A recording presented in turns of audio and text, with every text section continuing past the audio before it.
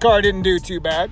60 foot was lacking from my last pass, but a 720 at 98 miles an hour. So I think we can go 100 mile an hour with this.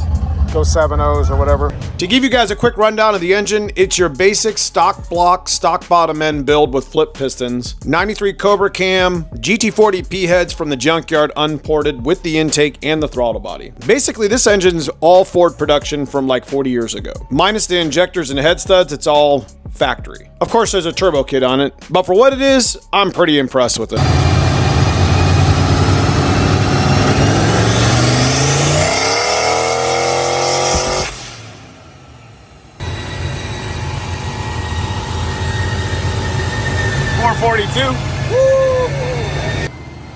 If you guys enjoy this sort of content, this is what we're going to be doing with Dad's car, making it a little bit faster, lightening it up a little bit. Leave me a comment below, let me know what you think. I love y'all. I'll see you soon in the next one.